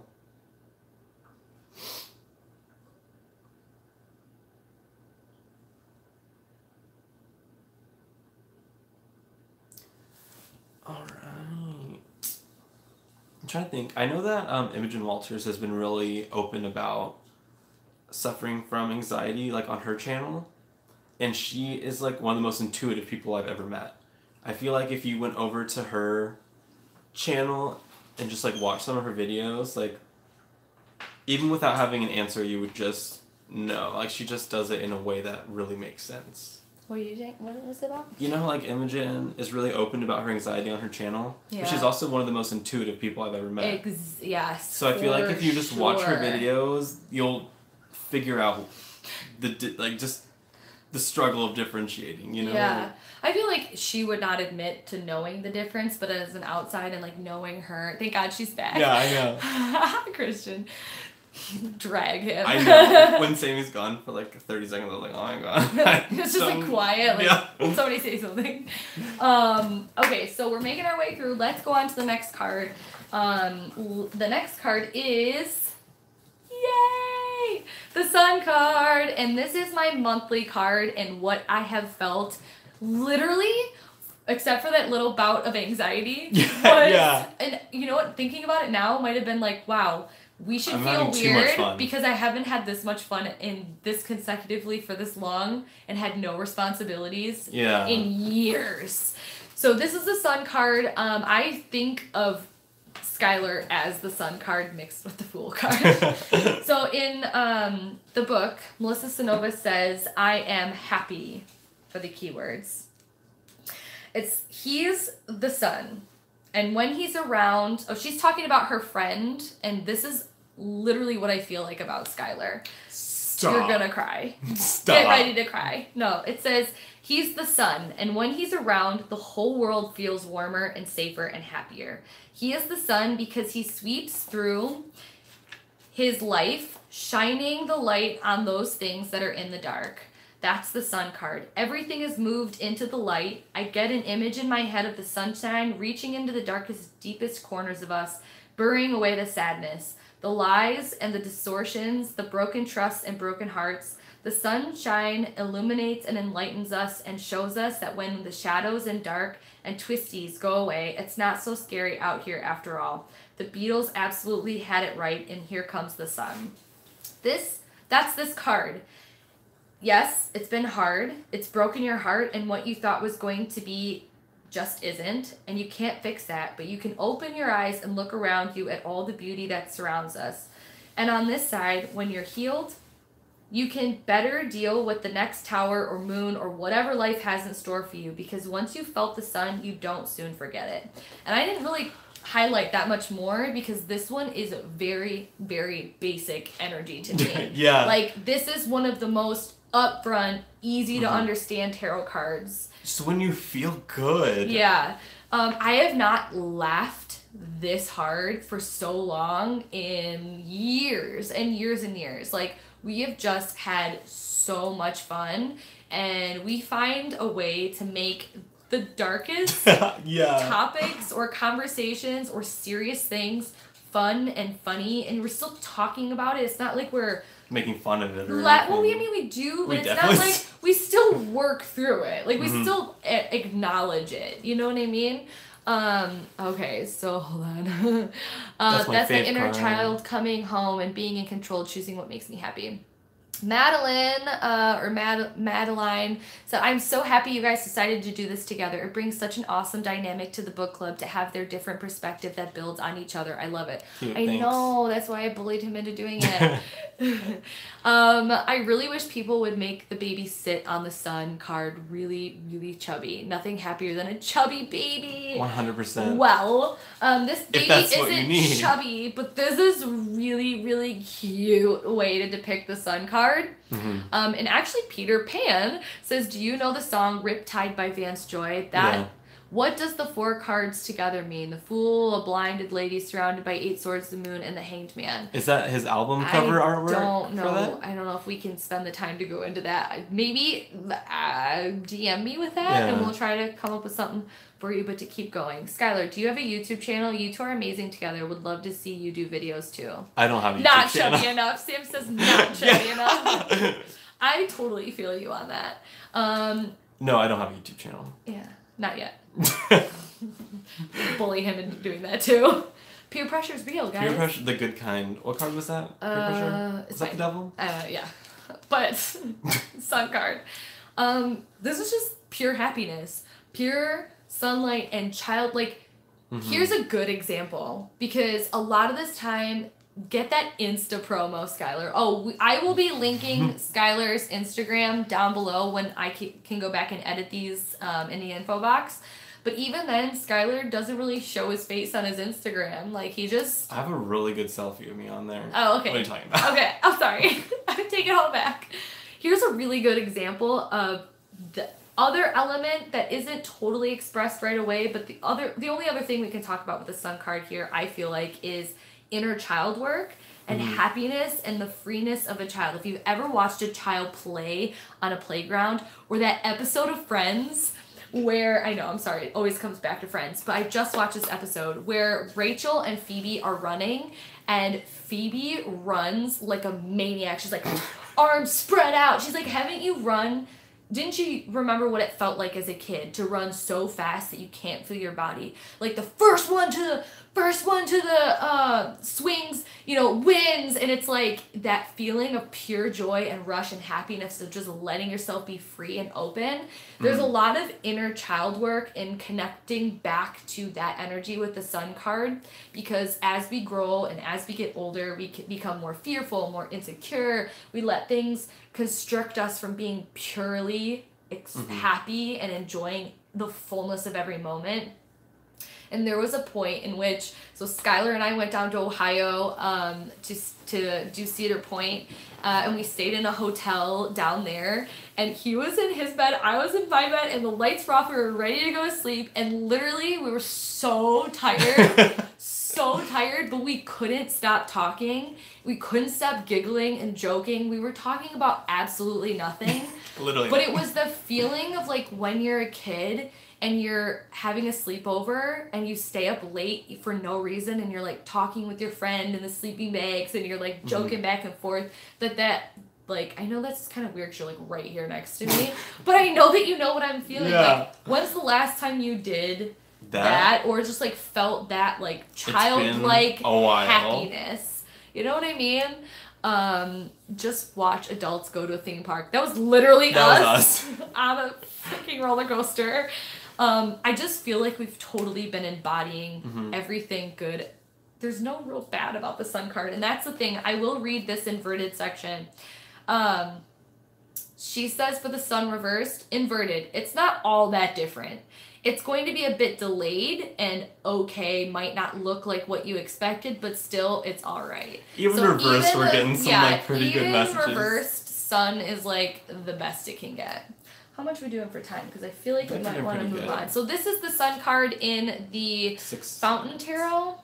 I don't love this energy. It doesn't quite encompass it for me. That baby is a little... Let me see it. He kind of looks like a George Washington, but as a baby. Yeah. Is that a rabbit? No, it's supposed to be a baby. It does look like a rabbit in the blurriness. I just can't express enough how this is just pure happiness. Or you know what it feels like when you're like on vacation and you're in total relaxation. You're like sunbathing on the top. Let's just imagine that we're on a cruise ship and then we have a good cocktail or mocktail, whatever your choice, whatever your practice, and you're just laying in the sun, reading a good book or doing absolutely nothing and getting those vibes, like just sun rays, feeling like you're just so happy and you're chill and just like everything is going But at the same time though, it has rained every single day since I got here. And it was amazing. Yeah, finding it was total sun energy in a rainstorm. In weird places. So that's a good thing to bring up too. Is like sometimes sun lives in dark. Yeah, in the rain. Yeah, in actual rain. Oh my god. Oh, I need a vacation again. True. Okay. Let's go and move on. We're about an hour and a half in and we only have 2 more cards left. Plus, I want to talk about the homework for next week and any further questions that you guys have for us because I don't see SKYLER being in any more live streams. He leaves super, super early tomorrow morning and we go to my grandma's in an hour and a half. So we have 19% left on the phone. The next card we get to is Judgment. And this one is very...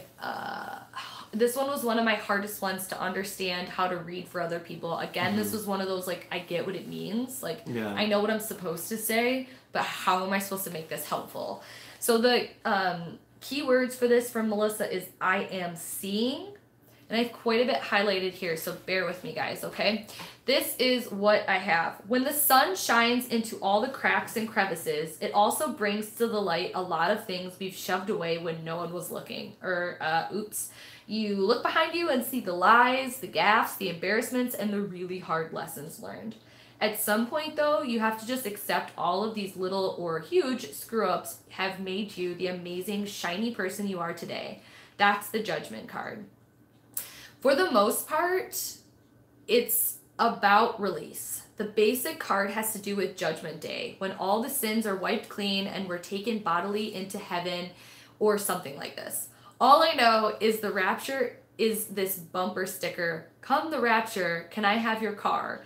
Anyway, the Judgment card is not so much about wiping the slate clean as accepting that your life is full of holes and mistakes and graffiti and scuffs and all those marks and flaws are what you make beautiful. Or what make you beautiful. Beautiful. That bears repeating, all of your flaws make you beautiful. It's a crossword. Or crosswords. We've live streaming for so long. This card often comes up when we reach a crossroad. We can continue the way we have been, or we can challenge ourselves to find our authentic path. And authenticity is really big in this community and the spiritual verbiage right now. So this is really, really important. It's a buzzword. I feel like this is very prevalent right now within the community, or just in general, I'm feeling. All of the scars, all of the spills, and pieces of broken self that are lying around, those are the strongest parts of us because they're still here. If we accept those flaws and bring them into ourselves, maybe we can feel lighter and move onward and upward. I do want to get into a little bit of the challenging or reversal energies that she talks about. So if you don't read the reversals, that's fine, but maybe think about this in a challenging aspect. We compare ourselves to other people. We judge other people negatively to make ourselves look better. Making other people feel small or less than.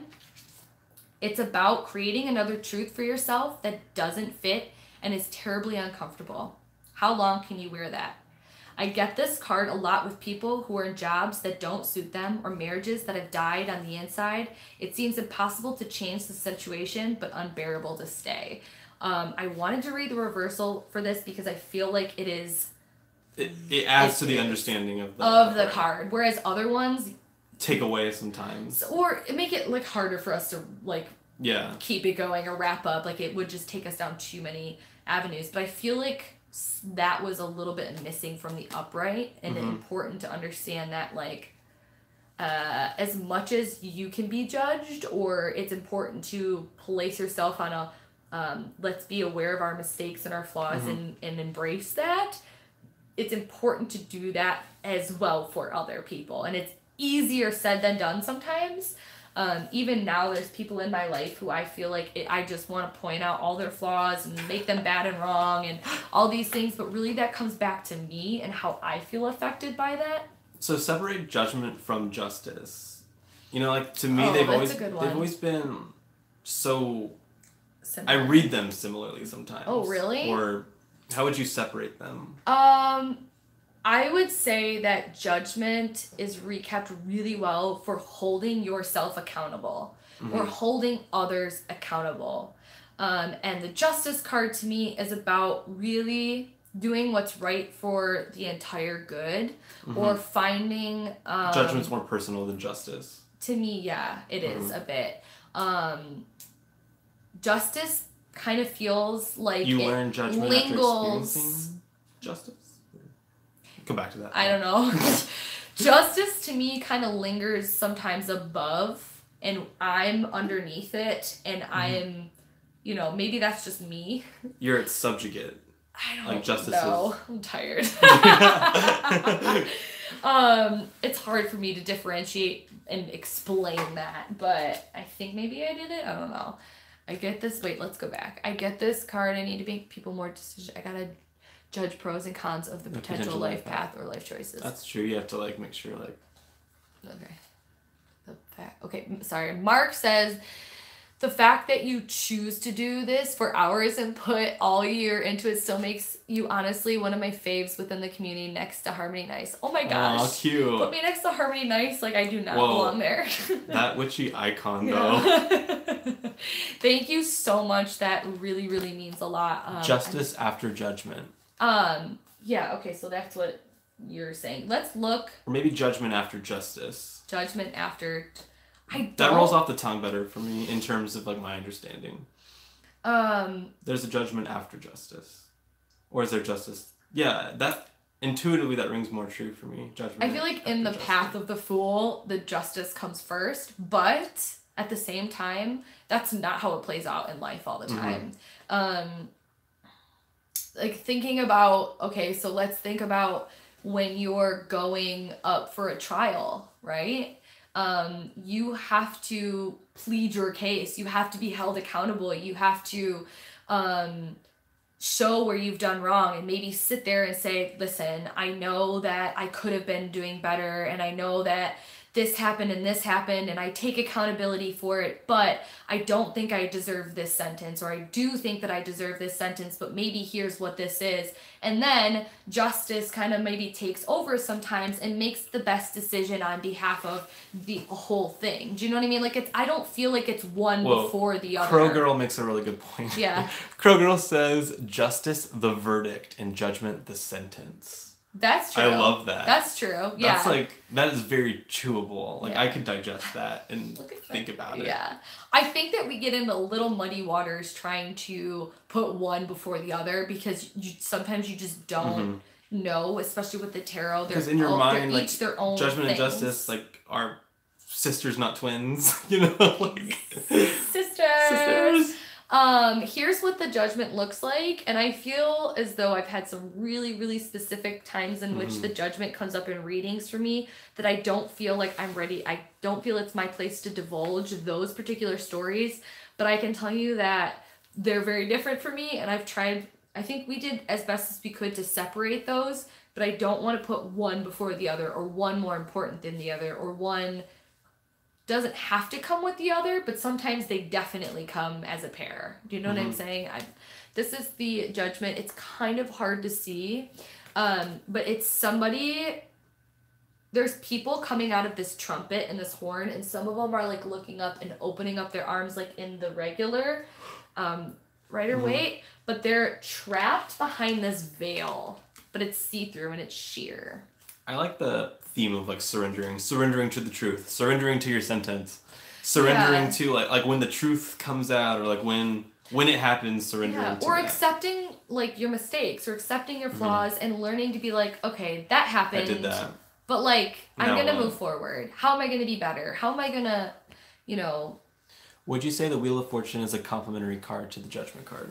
I feel like the Wheel of Fortune for me is a complementary card to all of the cards. Yeah. It's just one of those. I always get them both sometimes.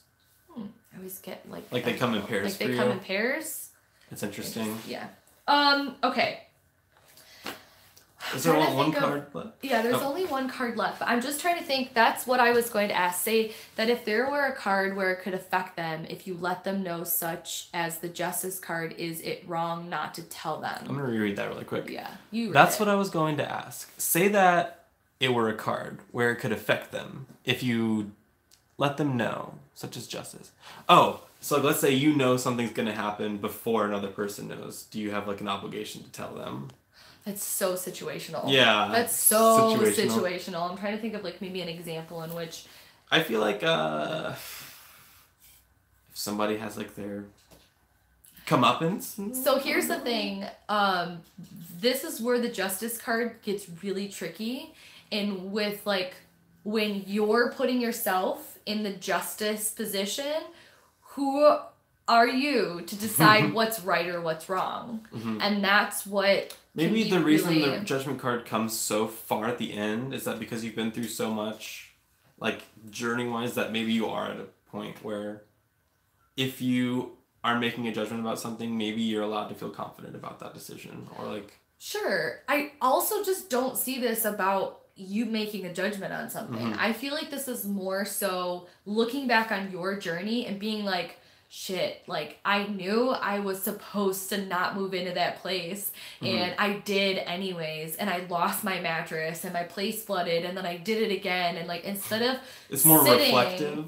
To me, in the grand scheme of the journey, obviously each card takes such a different turn and can be so many different things, but in an overall explanation of things, it comes more so for me as a look back and say, I've made mistakes, but I'm still love. I'm still doing the best that I can, and I know that I've made flaws, and I know that I've, had addictions and broken them, or still am trying to break them, or I know that I've had tower moments and maybe I could have been better through it, and I'm just putting my hands up and saying I know I'm doing the best that I can, and I'm just going to move forward and grow through them.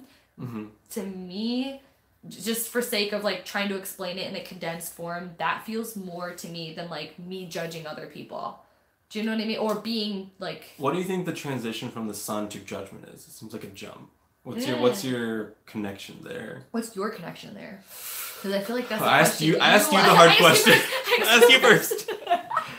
I feel like after... What do you guys think? It's weird. Let's let them answer. I literally don't know the answer to that question. I'm literally asking. Like, I wonder what the jump there is. Like, after the sun comes judgment. Or maybe, like, you spent too much time in the sun and now you have to be held accountable. Or interesting. Maybe things were going really well. Yeah, someone said it seems like it almost needs another card in the middle. What would you put in the middle then? What would you put there? Like, what concept makes that jump? Sun, lovers, judgment. Okay. From a time sense, justice is more now, and judgment is over a length of time for evaluating myself and my life's journey. I like that. Judgment is more a length of time, whereas justice seems quicker. Yeah, I definitely feel that too. I feel like the judgment is bigger because we're almost at the end of this journey, and it's like... What's the bridge, though, between sun... I'm going to have to Google that later. Think about it in this sense. Think about it as, like, if we were thinking about the Fool's Journey as, like, life, and the wheel card is not literal death, but the ending of... Because we're about to get to the world, I mean. Being the ending of your life, right? And you're about to transition out of the physical realm. The judgment for me is being able to look back and know what I've been through and know what I've accomplished and kind of accept who I am and embrace the journey and to be able to be open to being perceived however and know within myself that I've done the best that I can. The judgment for me doesn't need to be as much of a transition as it is like a moment or a feeling of looking back or being open to where and what you've come from or where you're going to, and just it's another surrender card really.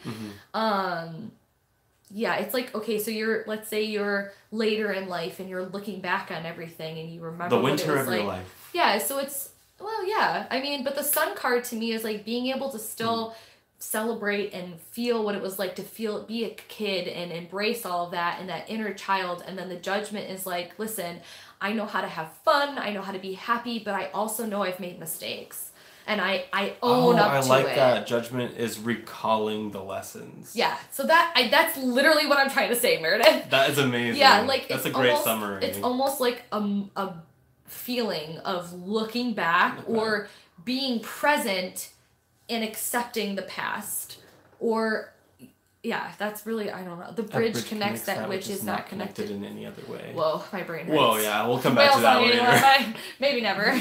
Whale song, that was perfect, but I don't know what to say to that. Okay, you guys, so let's keep going. I feel like we have one more card left. This is exciting. I can't believe we talked about every major arcana card today. My brain hurts. I'm so happy you were here. I never every single would have been able to get through this.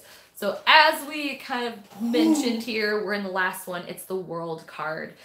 Now, the World card's keywords from the Kitchen Table Tarot is I am transforming. My brain hurts too. I'm practically struggling to keep up. Okay, same. Oh, sorry. Ooh, my fave card. Oh, this is your favorite card. Cool. So this is what Melissa has to say about the World card. The World card is the last in the Major Arcana. There are neat little images tucked all over this one. The 4 images in the corners represent the 4 fixed astrological signs. Nope, there you go. Cool, yeah. The lion is Leo, the bull is Taurus, the cherub is Aquarius, and the eagle is Scorpio. The fixed signs are aligned with stability and persistence. Oh, I just lost my place. Oh, thanks, Heather. What'd you say? So cute. Thank you. You are cute. Okay. There is infinity signs at the top and the bottom of the wreath that stand for continuity. And the wreath itself represents achievement. The woman is marching ahead, representing action and moving forward. The woman is also a gifted baton twirler, so well done there. One does not conquer the world, one discovers it. This card is associated with getting the job, finding balance in your life, the graduations and celebrations. It's a culmination of all your hard work and the confidence that comes along with that. If you see all the cards before this as a journey, This is the happy conclusion. The infinity sign tells us that another journey is beginning, and the wreath tells us that we were ready for it. I wonder sometimes if the ends justify the means, but then I remember that it's the journey that counts. It's all the ups and downs, the craziness, the light and the dark, and the twisties that help us make us shiny, bright souls. Like a rock tumbler, but much more poetic and whatnot. Yeah. All right, beautiful. What are you guys saying? I feel like things are coming by. Things. I gotta go pick up the kids at school. This was much fun today. Skylar, was so nice to see your face. You are absolutely adorable. Wishing you a safe trip. Tell Grandma I said hello. I love you. Thank you, Heather. Love you too. I'm glad you got to sit through all of it. I get this card when I know I can get what I want. I feel fulfilled, and I may already resolve what I needed with the Tower or the complicated cards like guessing games and resolutions and finishing. The lessons. The lessons. Sorry, I was responding to the thought or idea of a card between Sun and Judgment.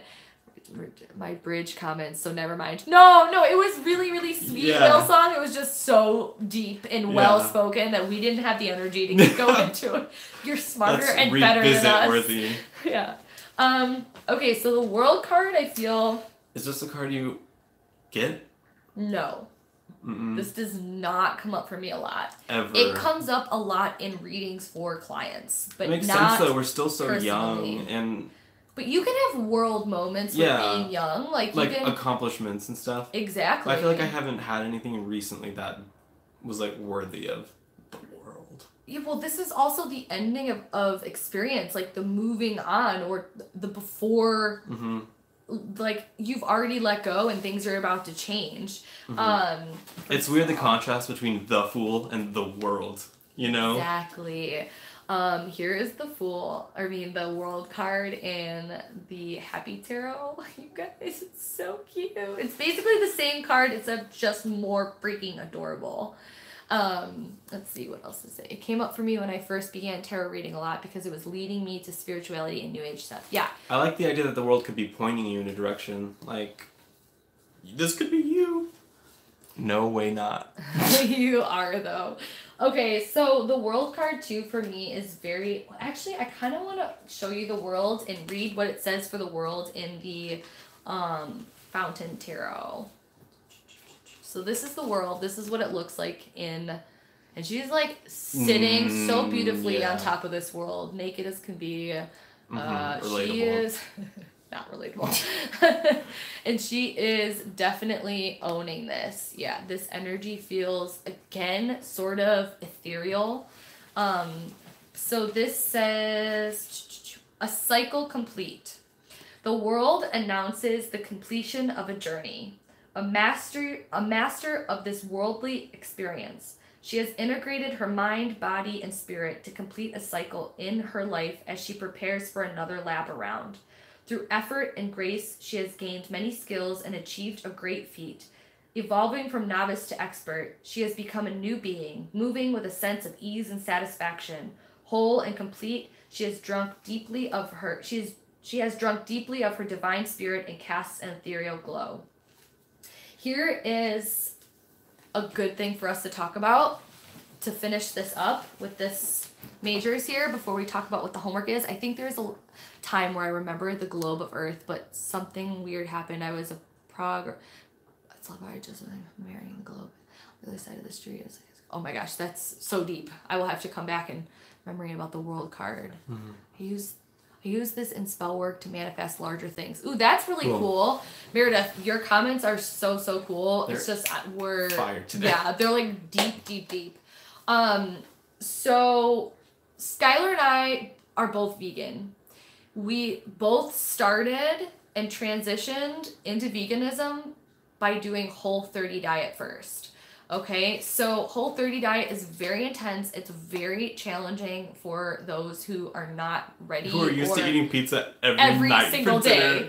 And so we don't have to go really strict into the diet, but just know that by going and starting the journey and making the decision to completely change. Oh my God, are you the same, really? Okay, what are you the same with?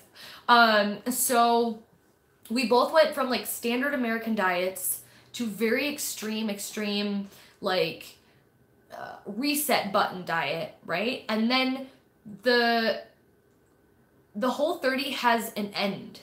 So you do it for 30 days. right? And then when you're done, if you complete it, you have this world moment where you're like, I'm done. I just did that. I did it. Like, I accomplished it. I couldn't believe that I did this. But the thing for me and for him was that we chose to continue on, and then there's something about the world kept getting bigger and bigger. The world kept getting bigger and bigger, and once there's something about the world card feeling like sometimes you accomplish things or you end things and you give yourself that little like, oh my gosh, yes, I did it. Now what? Now what am I going to do? And it keeps getting bigger. When people are ambitious, or people are like the people who are really, really motivated and completely trying to always level themselves up. And I'm not saying you aren't leveled up as much as we are if you don't do Whole30 or if you're not vegan, but it's the point behind feeling like when I was done with Whole30, I was saying, what's next? And that's where the fool's journey leaves us, is what's next? It's not, oh, this is over. Now I can just stick with Whole30 and be okay for the rest of my life. Or let me just go back to how I was before. I defeated that and I did it and now I'm going on. It's, the world is always pushing us. What's our next journey? What are we starting now? Or how are we going to level up again and again? And that's, I feel like, our best thing to talk about, to relate to, that we both went through. Let me go back and you can say something, Skylar, because I think you were reading the comments. No? I was looking at them, but my eyesight was going blurry. Yeah, I was trying really hard. And you should do a vegan, you do a video on going vegan. I really want to transmission. Do you have a video about? I don't. I have one for Whole30. I was kind of trying to wait. It's going to be a year fully vegan, October 10th, so I'm going to probably make a video after that. That'd be cool. Nothing much inside, but I still have to download Instagram. I'm a vegan now. I was a vegan, now I'm not. That's okay. We don't have to get into veganism, you guys. That's not the point. It's more so to show you guys that, like, we started with something very, very intense and passionate, and it was a very big journey that we went through to put our bodies and our minds and to make ourselves think about food and relationship to food and how we consume food and what we're consuming of food. And afterwards, we both had this... Honestly, like, just like the whole diet journey felt like the fool's journey. We literally went through all of that. And then when it was over, it was like, all right, we're starting this whole new fool's journey, but we're trying to, like, do it one step up. Like, how can we better... You know what I'm saying? Better this, oh wow, okay, if it takes years. Someone's been vegan since when? 2003. That's awesome. That's amazing. It keeps growing up. Again, we don't have to talk about just being vegan or being, like, this, please do not get it twisted. This is not me, like, preaching or whatever. This was just me. You guys are getting off topic with veganism. Let's go back to the world card, you guys. This is our example of how we can both relate to what it feels like to end something, but know that it's not the end. To be able to celebrate and to look back at all the struggles. If you wrote a book and then finished it, there's still... Then you have to write the next one. Or you gotta go on book tour. You gotta promote it. You gotta start again on, like, what it's like life after writing a book. It's the world card is exciting. Being able to look back and to celebrate and to say you accomplished, you've made it through your journey. There's an ending. There's definite transforming. There's definite, like, stepping through, and now, you know, it's moving onward. Okay, you guys, I am losing battery on my phone. I feel like a celebration, another cycle or journey continues. Yes. I want to give a huge, huge thank you to SKYLER for being here. There's a couple things before my phone dies and before we get off that I want to go over. Next week, we are not going to go through all of the minor arcana in one live stream. Your reading for next week is starting with chapter 5, the minor arcana, on page 119, and we will be going up into the 6s. So we're going to be going through the aces through the 5s. So that will bring us to 168. So we're going to be reading from page 119 to page 168. We are covering the minor arcana next week from the aces to the 5s, through the 5s. We're stopping at the 6s, okay? It's very important because I'm not going to have him here with me, and now I'm, like, terrified to get through it. That's our reading section for next week. Here is our homework. My phone is losing battery. It keeps reminding me. So here, it really does. Here's our homework, and this is a big one, and this is the only thing I'm assigning. And I'm getting this homework out of Andy Matzner's The Tarot Activity book, but we're kind of making it our own. So this is the objective. The objective is to find a soul card. And this is going to be hard because we're all of the cards. Yeah. Okay? We love you too. Thank you, sister. We're all of the cards, and we live all the experience of the cards at one point or the other. But we're trying to find a soul card, and this is just for the activity of it. Mm-hmm. To find a card that represents who you are at the deepest level. So, what if you were able to discover a pictorial representation of yourself as you truly are? Would it be healing for you to connect to the core of your being? Would viewing your psyche on a card and then holding it in your hand make it easier for you to pay more attention to it, to care for it? Sometimes it's difficult to define your essence. After all, words can be so limiting. Luckily, you have 78 cards, but I'm only limiting this to the Major Arcana cards. Okay, so this is our exercise from coming out of the Major Arcana. I want you to go through the deck and find a symbol that represents who you truly feel yourself to be. The process is to slowly go through your tarot deck. As you do so, ask yourself, which cards represent who I really am? If my soul had a form, what would it take? What kind of life energy sits coiled at my core? Is it nurturing, energetic, authoritative, creative, sensual? And I want you guys to pick a card out of the Major Arcana, and what helps is sometimes going through it and picking multiple, and then going through what you put aside and then picking down from that. You think they could just shuffle the Major Arcana if they couldn't pick? If you can't pick, or you don't know, or maybe you're struggling, yeah, that's a great suggestion. Just shuffle and see what comes up and relate that to yourself.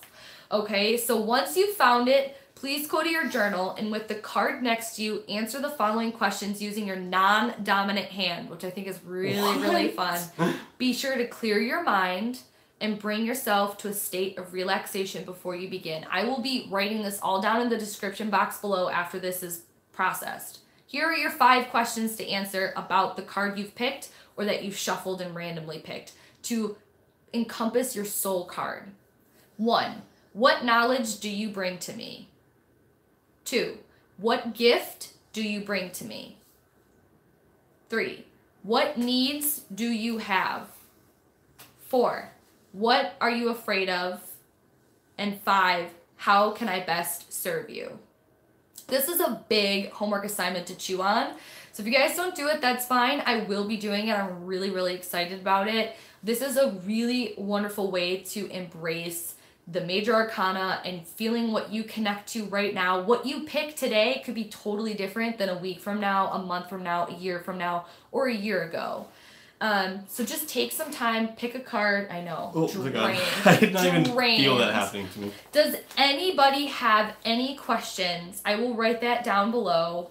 That's our homework. Our reading section is Ace through the 5s. Up into the 5s of the Major Arcana, and we will be live streaming at 9 a.m. Eastern Standard Time next Monday. The following Monday will be at 10 a.m. Eastern Standard Time, and then 10 a.m. from here on out. All right, everybody was saying thank you to Meredith SKYLER. says that you should be a teacher at Hogwarts. That is the best compliment I have ever been given. Thank you so much, Meredith. I feel like everyone here is my familiars and my peers. Cute. I already know. Wait, go back up. Oh. No, too much. I don't want to read Mark. Girl, I already know Page of Cups because I'm a mess. Listen, you can write about that if you want, Page of Cups. Go for it. It's Major Arcana because it's our exercise to recap and to connect with what we just spent 5 hours going over. So really, I want to encourage you guys to do this strictly with the Major Arcana cards. But if you feel pulled to talk about more or to maybe bring signifier cards in there, do it however you want. It's really just an exercise for you guys, but my intention is for you guys to get a little deeper in there personally with the Major Arcana. More live streams with you too, please. Well, he's leaving tomorrow morning, so I don't know if that can happen unless I do live streams with both of him, or with him in Texas. I'm not even in my body anymore. Safe journey home, Skylar. Thank you both. It's been fun. My fire energy is inflamed with this magical lecture. Stop. Oh yeah, again, Pisces energy all over the place, but got it. Okay. Relatable. Yeah, relatable. Gemini. Anyways, thank you all so much for, if you've watched all of this, part 1 and part 2, this is very important to me and my channel, and to have my best friend here to be able to like get different sides of it and stuff. Before you go, I would love if you guys gave this a thumbs up. It just helps the validity of getting this out there, and I hope that this helped at least one of you. We said that during the break, that if anything, we just hope that maybe that this helped one person. And I told him it helped me, like hearing his perspective on things, or thinking about the cards. Your perspective on things. You're so smart. You're so smart. Thank you guys so much. Again, if you have any other questions, feel free to DM me. I will leave my Instagram down below, as well as Skylar's down below. Of course, I think this is a beautiful web of energy. Again, I want to reiterate how this is very important, I think, for us to get together and to show to you guys that this is a beautiful experience that can be had. It helped me. I've only been learning tarot since spring. Always good to hear other perspectives. Okay, bye. I love you. Holy shit, we did it. So nice meeting everyone. You guys were all really nice. No, you're nice. No, you. Oh yeah, someone asked for my Insta, just spell my name, but it's okay. Listen, you guys, we gotta go. I'm exhausted, and we have a date with Grandma. Okay, we can't be late. Social media. Stop. Bye. I love you. Goodbye.